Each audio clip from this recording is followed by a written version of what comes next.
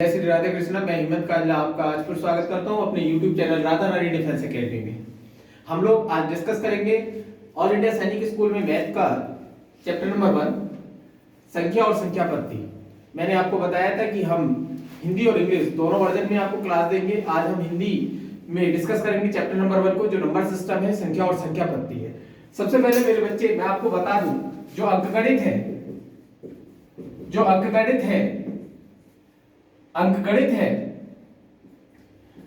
में संख्या को दर्शाने के लिए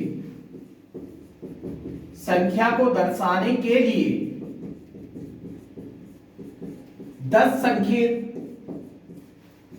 का प्रयोग किया जाता है।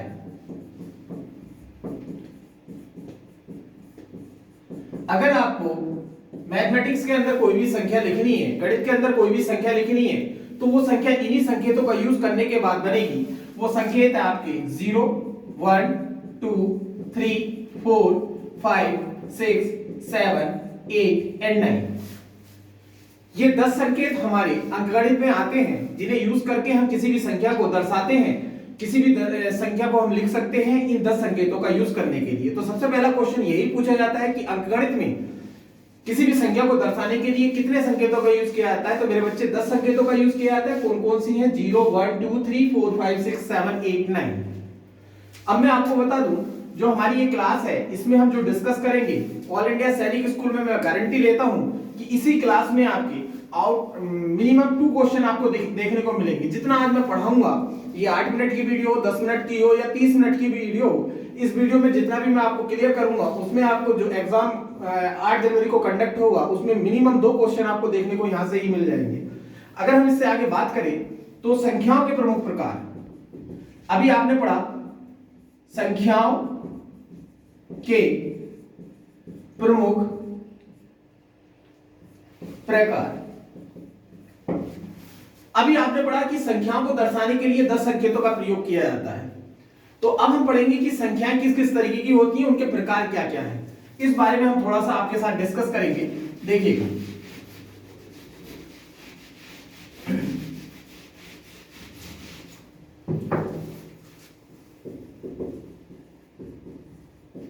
संख्याओं के प्रमुख प्रकार।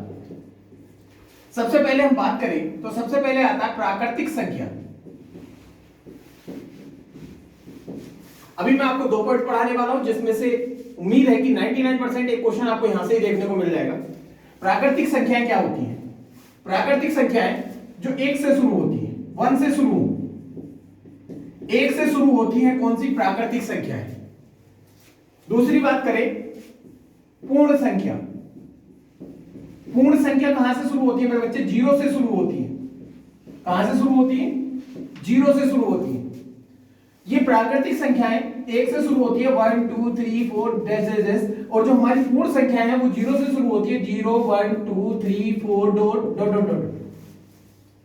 अगर हम इससे आगे बात करें तो यहां से प्राकृतिक संख्या और पूर्ण संख्या से एक महत्वपूर्ण क्वेश्चन आपका बनता है कि क्या सभी, ये नोट करके हम लिखेंगे इस बात को, क्या सभी प्राकृतिक संख्या पूर्ण संख्या है? क्या सभी प्राकृतिक संख्या पूर्ण संख्या है? तो देखिए, प्राकृतिक संख्याएं क्या होती हैं? 1 से शुरू होती हैं, और पूर्ण संख्याएं हमारी कहां से शुरू होती है? 0 से शुरू होती हैं। तो हमारी प्राकृतिक संख्याएं कहां से शुरू होती हैं? 1 से शुरू होती हैं, और पूर्ण संख्याएं हमारी 0 से शुरू होती है। तो क्वेश्चन ने कहा है क्या सभी प्राकृतिक संख्या पूर्ण संख्या है? तो हाँ, सभी प्राकृतिक संख्याएं पूर्ण संख्याएं हैं। नंबर दूसरी अगर बात करें, ये तो नोट नंबर 1 हो गया। नंबर 2, क्या सभी पूर्ण संख्या प्राकृतिक संख्या है? तो इसका आंसर होगा बच्चे नहीं। क्यों? क्योंकि पूर्ण संख्याएं कहां से स्टार्ट होती है? हमारी 0 से, और प्राकृतिक संख्या कहां से शुरू होती है? 1 से। तो पूर्ण संख्याएं प्राकृतिक संख्याओं के अंदर आती ही नहीं है, क्योंकि 0 प्राकृतिक संख्या के अंदर देखने को नहीं मिलेगा। जबकि हमारे इस क्वेश्चन में पूछा था कि प्राकृतिक संख्याएं पूर्ण संख्याएं हैं, हाँ हैं, जो कि 1 जो प्राकृतिक संख्या में आता है 1 से स्टार्ट होती है, ये 0 से स्टार्ट होती है, इसीलिए प्राकृतिक संख्याएं क्या होती है हमारी पूर्ण संख्याएं होती हैं। प्राकृतिक संख्याएं क्या होती हैं पूर्ण संख्याएं होती हैं। अगर आगे बात करें, इससे थोड़ा सा आगे चलें, 2 पॉइंट तो मैंने आपको ये बताया इसमें संख्या और संख्या पत्ती में। पहली बात बताई मैंने अंगणित क्या है, कितने संकेतों से दर्शाया जाता है। दूसरी बात मैंने बताई संख्याओं के प्रमुख प्रकार। संख्याओं के प्रमुख प्रकार में सबसे पहले हमने प्राकृतिक संख्या को पढ़ा, उसके बाद पूर्ण संख्या को पढ़ा। अब आगे अगर हम बात करें, इससे थोड़ा सा आगे चलते हैं, तीसरा नंबर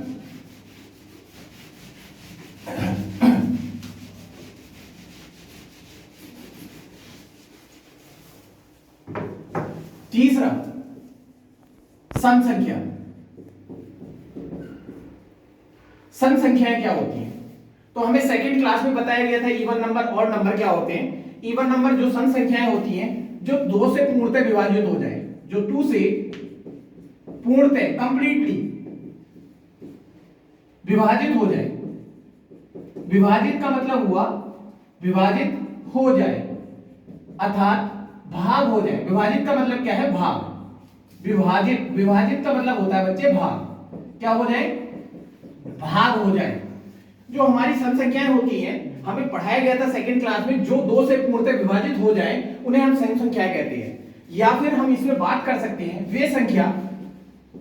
वे संख्या जिनका इकाई का अंक 0, 2, 4, 6, 8 हो, सम संख्या कहलाती है। सम संख्या कहलाती है। तो बच्चे हमने पढ़ा, तीसरा पॉइंट पढ़ा सम संख्या। तो जो 2 से पूर्णतः विभाजित होती है उन्हें हम कहते हैं सम संख्या, जो हमें सेकंड क्लास में पढ़ाया गया था। लेकिन अगर हम कंपटीशन की तरीके से बात करें तो हमें तुरंत 1 मिनट में 1 सेकंड में क्वेश्चन देना पड़े तो हम बता दें वे संख्याएं जिनका इकाई का अंक 0, 2, 4, 6, 8 होता है उन्हें हम सम संख्याएं कहते हैं। ये सम संख्याएं कहलाती हैं। फॉर एग्जांपल अगर हम बात करें, उदाहरण के तौर पर अगर हम बात करें, एक ऑप्शन ले लेते हैं हम। यहां से 3 ऑप्शन हमने लिए ए बी सी। पहला ऑप्शन मैं लिख देता हूं आपके सामने।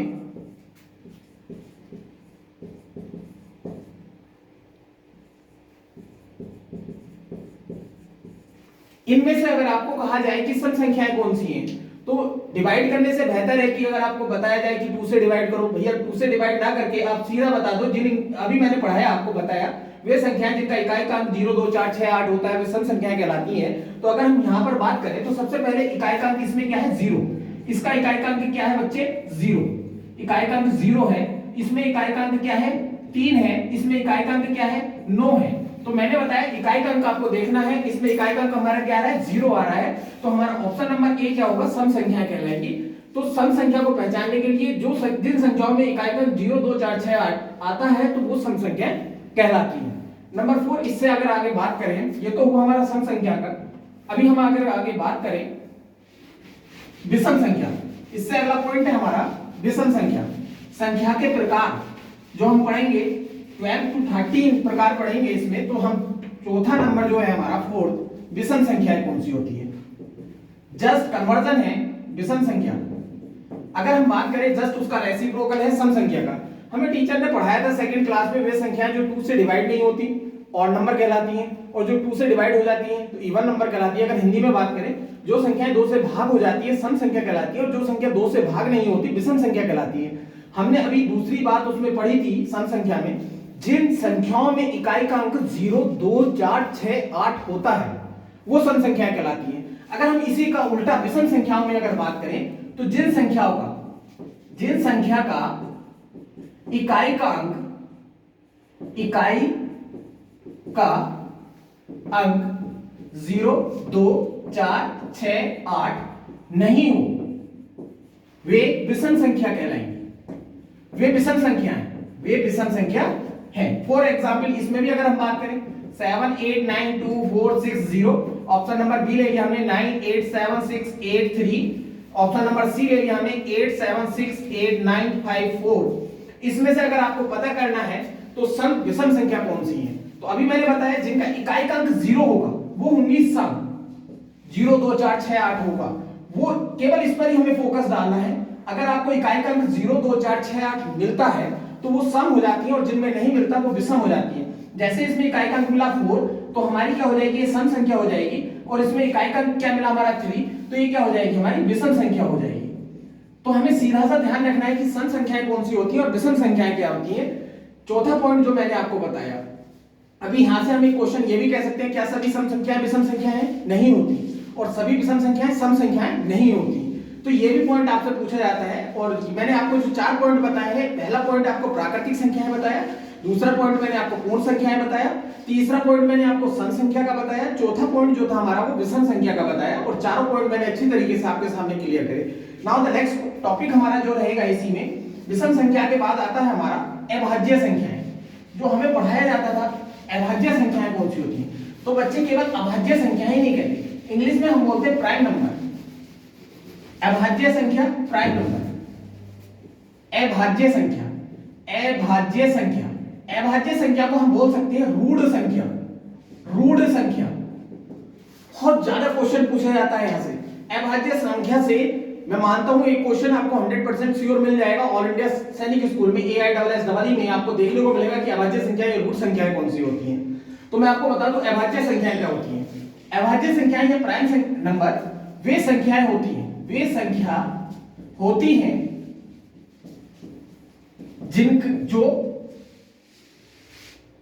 जिनके या जो स्वयं से भाग हो, या जिनके दो गुणनखंड हो, वे संख्या जिनके दो ही गुणनखंड हो। अब दो ही गुणनखंड का मतलब दो ही गुणनखंड हो, दो ही गुणनखंड का मतलब नंबर 1 स्वयं संख्या, नंबर 2 1। तो मेरे बच्चे यहां से बहुत ज्यादा क्वेश्चन देखने को मिलता है अभाज्य संख्या। आज मैं और डिस्कस करूंगा अभाज्य संख्या के बारे में। सबसे पहले हम एक क्वेश्चन को यहां पर डिस्कस करते हैं कि वे संख्याएं जो स्वयं से भाग होती हैं, स्वयं से विभाजित होती हैं, उन्हें हम क्या कहते हैं, अभाज्य संख्या या रूढ़ संख्या बोल देते हैं। इंग्लिश में हम प्राइम नंबर इन्हें बोलते हैं। अगर हम बात करें वे संख्याएं जिनके दो ही गुणनखंड होते हैं, स्वयं संख्या या फिर 1। फॉर एग्जाम्पल, अभी हम एग्जाम्पल के बारे में भी बात करेंगे। जैसे कि अगर हम बात करें 3 का, सबसे पहले देखते हैं 2, स्वयं संख्या या फिर 1।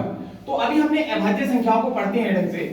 वे संख्याएं होती हैं, अभाज्य संख्याएं कौन सी होती है, वे संख्याएं होती हैं जो स्वयं से भाग हो या फिर 1 से भाग हो जाए। फॉर एग्जाम्पल 2 की अगर हम बात करें तो 2 किससे डिवाइड होता है, 2 से डिवाइड होगा या 1 से डिवाइड होगा। ये क्या है, एक अभाज्य संख्या है। ये क्या है, अभाज्य संख्या है। अगर हम 3 की बात करें तो ये 3 से डिवाइड होगा या फिर 1 से डिवाइड होगा, क्या है, अभाज्य संख्या है। अगर हम 4 को बात करें, 4 क्या है हमारा, 2 से भी डिवाइड हो रहा है, 4 से भी डिवाइड हो रहा है, 1 से भी डिवाइड हो रहा है, इसलिए ये अभाज्य संख्या नहीं है। अगर हम बात करें 5 की, 5 क्या है हमारा, 5 से डिवाइड हो रहा है या फिर 1 से डिवाइड हो रहा है, तो ये क्या है हमारी, अभाज्य संख्या है। तो अभाज्य संख्याएं क्या होती हैं, सीधी से हमें क्लियर हो गया अभाज्य संख्याएं कौन सी होती हैं। अभाज्य संख्याएं वे होती हैं जो हमारी स्वयं से भाग हो या फिर 1 से डिवाइड हो, वे अभाज्य संख्याएं कहलाती हैं। अगर हम थोड़ा सा इसके आगे बात करें तो एक क्वेश्चन यहां से मेरे बच्चों देखने को मिल सकता है। क्वेश्चन ये आएगा कि वो कौन सी संख्याएं होती हैं जिनके दो ही गुणनखंड होते हैं, स्वयं संख्या या फिर 1। तो सीधा आपको ऑप्शन में देगा प्राइम नंबर, अभाज्य संख्या, सम संख्या, विषम संख्या, प्राकृतिक संख्या। तो आपका जो ऑप्शन होगा उसमें से राइट आंसर होगा अभाज्य संख्या, क्योंकि अभाज्य संख्या वे संख्याएं होती हैं जिनके दो ही गुणनखंड होते हैं, या फिर स्वयं संख्या या फिर 1 होगा। तो हमारा यहां से एक क्वेश्चन आपको देखने को मिल सकता है।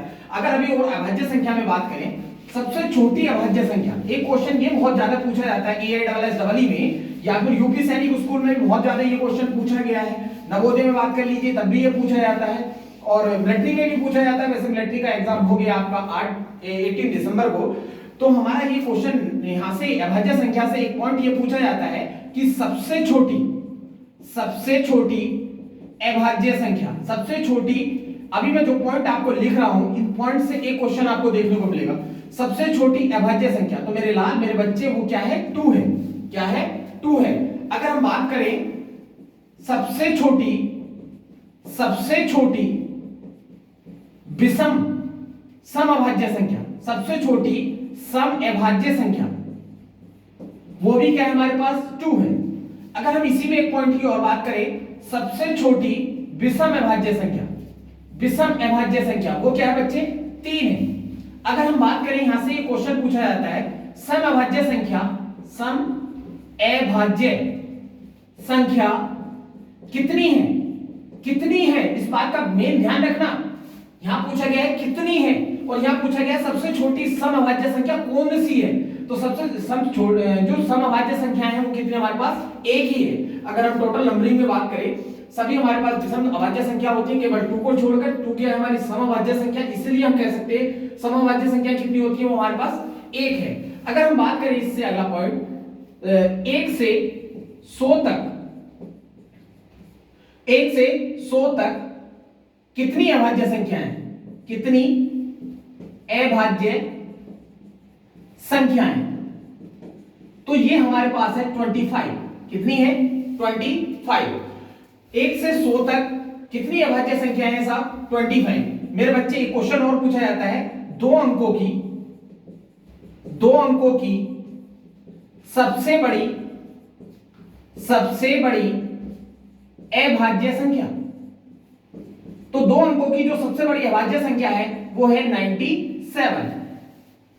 एक क्वेश्चन और पूछा जाता है बेटा, ऐसी दो अभाज्य संख्या बताओ जिनके बीच में 7 भाज्य संख्या है। तो हमारा क्वेश्चन आता है 89 और 97। 89 और 97 दो अभाज्य संख्या है, इनके बीच में हमारी 7 अभाज्य संख्या है। कौन कौन सी, 90 हो गया, 91, 92, 93, 94, 95, 96। तो ये क्वेश्चन मैंने चेक भी किया है, देखा भी है, और नवोदय स्कूल में भी देखने को मिला है कि 89 और 97 ऐसी दो अभाज्य संख्या बताओ जिनके बीच में 7 भाज्य संख्या है। तो वो आता है हमारा 89 और 97। तो सबसे छोटी अभाज्य संख्या हमारे पास क्या हो जाएगी, 2। सबसे छोटी समअभाज्य संख्या क्या हो जाएगी, 2। सबसे छोटी विषम अभाज्य संख्या क्या हो जाएगी, 3। समअभाज्य संख्या कितनी होती है, 1 होती है। 1 से 100 तक कितनी अभाज्य संख्या होती है मेरे बच्चे, 25 होती है। 2 अंकों की सबसे बड़ी अभाज्य संख्या क्या है, 97, और 2 अंकों की सबसे छोटी अभाज्य संख्या क्या है, 11। ऐसी दो अभाज्य संख्या बताओ जिनके बीच में 7 भाज्य संख्याएं हैं। तो वो है हमारे पास 89 और 97। ये दोनों अभाज्य संख्या है और इनके बीच में 7 भाज्य संख्याएं होती है। अभी अगर हम और बात करें अभाज्य संख्याओं में, एक क्वेश्चन यहां पर, ये क्वेश्चन आपको देखने को मिलेगा। अभाज्य संख्याओं का टॉपिक थोड़ा सा लंबा है। अभी अगर हम बात करें कि अभाज्य संख्याओं में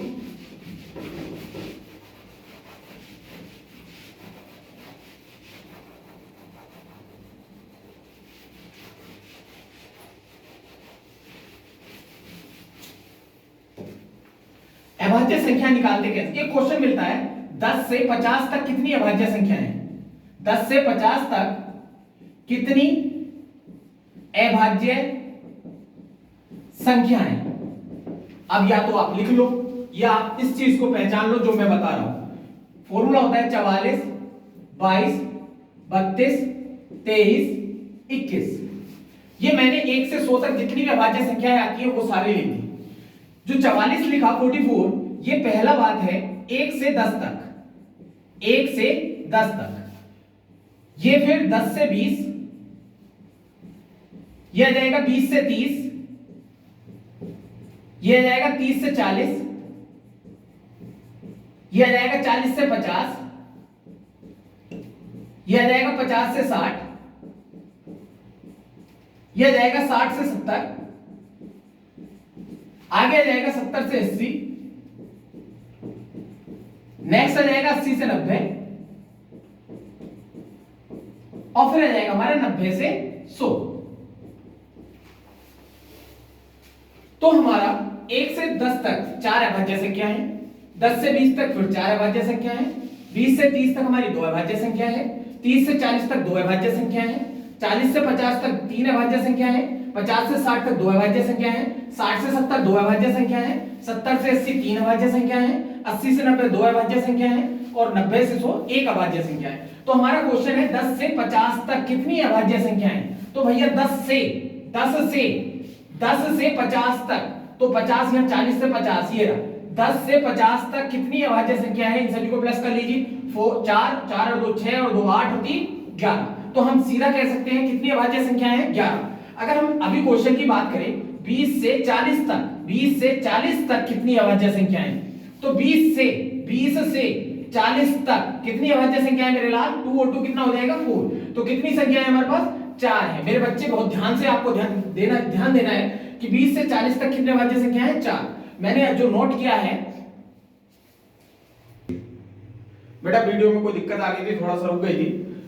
चलिए आगे बात करते हैं अभाज्य संख्याएं या रूट संख्याएं। जो हमने अभी बताया 10 से 50 तक कितनी अभाज्य संख्याएं हैं, उसकी ट्रिक मैंने आपको बता दी है। 20 से 40 जितना भी आपको निकालना है, 1 से 100 तक के लिए जो ट्रिक है वो मैंने बता दी है आपको।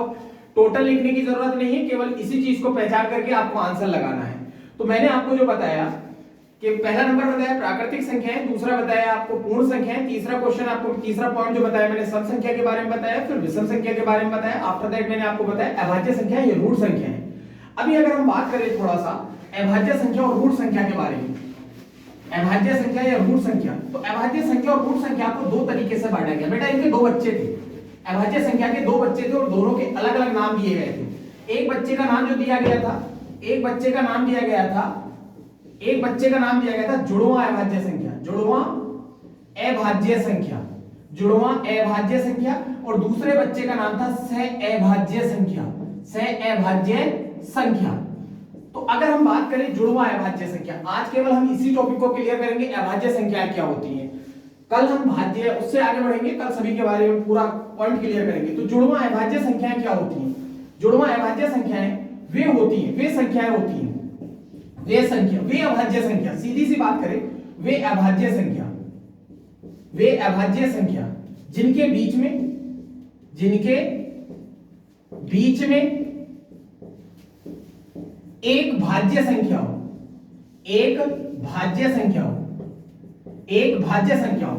फॉर एग्जाम्पल अगर हम बात करें 3 और 5, ये भी अभाज्य, वे अभाज्य संख्या, वे दो अभाज्य संख्या, यहां पर लिख देते हैं, वे दो अभाज्य संख्या जिनके बीच में एक भाज्य संख्या हो। फॉर एग्जाम्पल 3, 5, 3 अभाज्य, 5 अभाज्य, बीच में क्या हो गया? 4। अगर हम बात करें 5, 7, 5 अभाज्य, 7 अभाज्य, बीच में क्या आ गया? 6, 6 क्या है हमारा? भाज्य। उससे अगर आप बात करें 11, 13, 11 अभाज्य, 12 भाज्य और 13 क्या आ जाएगा? हमारा अभाज्य। इसी तरीके से अगर हमारा यहां से एक क्वेश्चन देखने को मिलता है 1 से 100 तक, 1 से 100 तक जुड़वां अभाज्य,